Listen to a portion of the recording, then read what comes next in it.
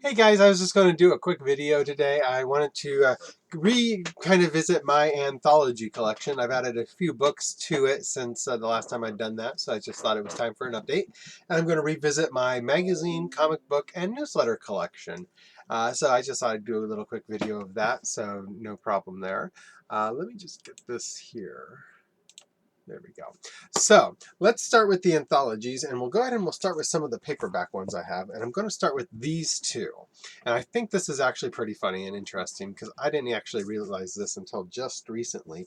But we've got two different books here. One is Dark Visions, which is Stephen King, George R. R. Martin, Dan Simmons. And then we have The Skin Trade, which is Stephen King, Dan Simmons, and George R. R. Martin.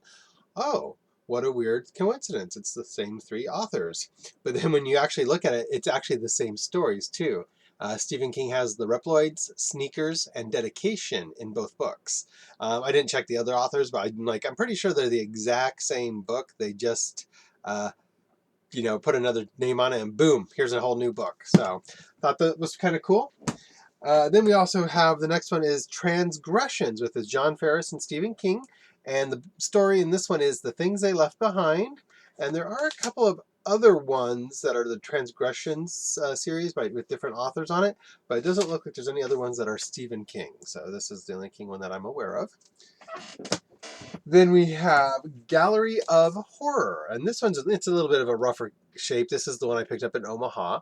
And the story in this one is Nona. So I also have Nona, I believe, in one of my magazines. But yeah, so I thought that was kind of cool. A friend of mine was reading Nona the other day, and I'm like, I know that from somewhere.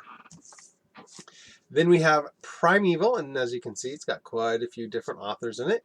And then the Night Flyer is the Stephen King story in this one. I think that's kind of cool. I've seen the movie. I've got it in, of course, in oh, is that I want to say it's a Night Shift. I may be wrong on that, but it's in one of his other collections that I have, of course. So yeah, the Night Flyer. So that was kind of cool. The Book of Horror Stories, the Arbor House Celebrity Book of Horror Stories. And the story in this one is The Mangler. So that's kind of cool. It's got a lot of authors in it, but another good one of King. And of course, I've got The Mangler, and I've even got the movie for that one. I haven't watched it, but I do have it. And then Dark Love, Stephen King, Ramsey Campbell, and Stuart Kaminsky. The Lunch at the Gotham Cafe is the one that's in this one. Then we have, let's see here, Legends, The Dark Tower, The Little Sisters of Illyria. And I've got actually two copies of this one. This one is actually wrapped in a nice plastic cover, so I'm kind of happy about that. But I just came across another copy of it for $1. I figured I could pick it up, give it away, just keep it. I don't know. We'll figure that out. Then we have the Mammoth Book of Horror, the short story novels, and the story in this one is The Monkey. And that's also another favorite one of mine from Skeleton Crew, so that's a very cool one as well. Then here we have the Best New Horror, the Mammoth Book of Best New Horror. And in this one, it's the New York Times of at special bargain rates. Then we have Stephen King Goes to the Movies. I don't know if this one technically qualifies as an anthology because they're all his stories, but it's The Shawshank Redemption, 1408, Children of the Corn, The Mangler, and Hearts in Atlantis. So they're all stories that have been made into movies. So I don't know if that's technically an anthology since it's not other authors, but I keep it in my anthology collection. Then we have Stories of Terror and Madness from the Borderlands, Stephen King, Whitley Strieber, John Ferris, David Shroud, Bentley Little, many others. The story in this one is, oh, what is it? I just had it too. My apologies. It is Stationary Bike. So yeah, and I've got Stationary Bike on an audio. I haven't actually listened to it, so I'm not familiar with that one, but might have to give that a shot sometime. Then we have, oh, I Shudder at Your Touch. And the story in this one is the Revelations of Becca Paulson, which I heard they were making that into a movie. I may be wrong on that, but that is what I heard. or maybe a series as well, since I've been doing a lot of that.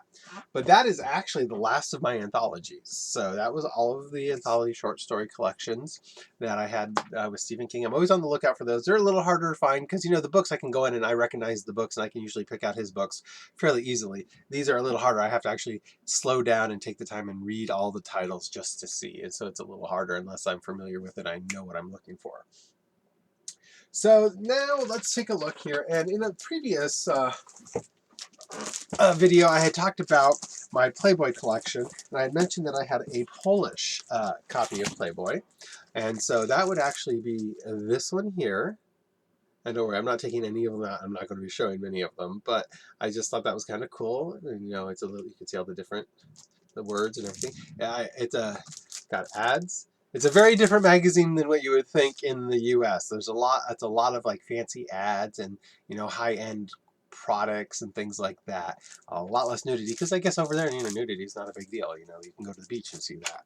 So we have these are all my different Playboys that I have. I'm not going to show you all the covers of every one, but they're all short stories that Stephen King has written or stories about Stephen King. Now, one of them is actually about the band that he's in called the Rock Bottom Remainders, and that is a band actually made up of him and a bunch of different authors. I want to say, I don't know, Dave Barry, Amy Tan.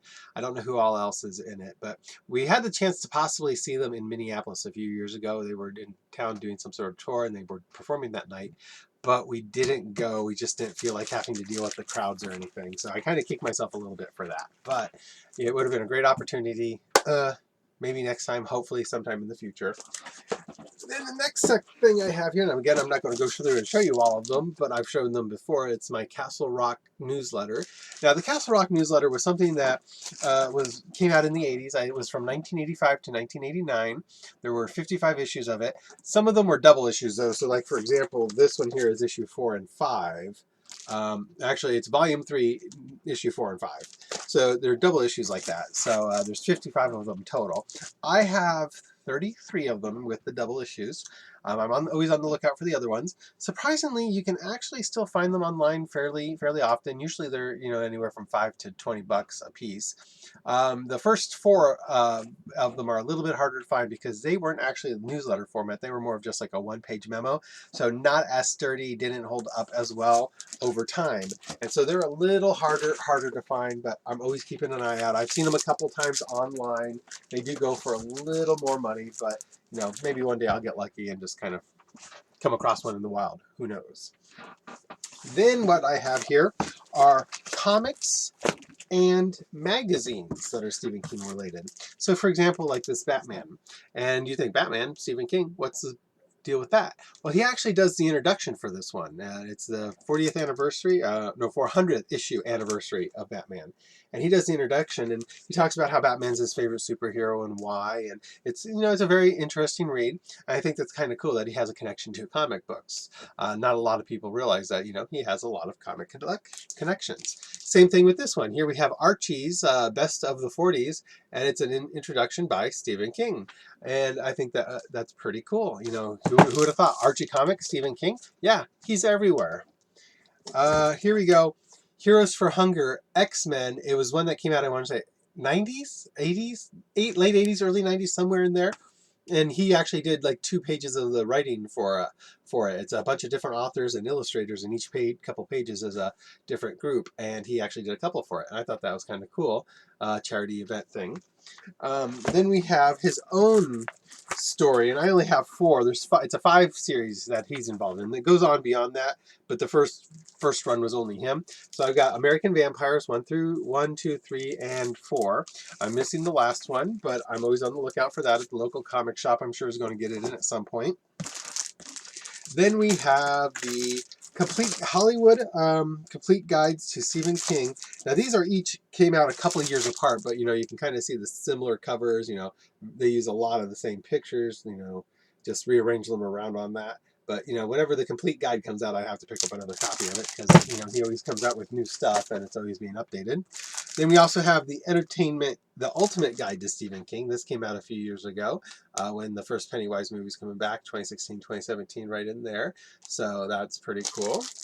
Then we also have the Collector's Edition Entertainment Ultimate Guide to Stephen King. So this was another version of the same one that I just showed you, just a couple of years difference. And there again, they just rearranged some of the pictures in the order of the stories and everything, so that's interesting.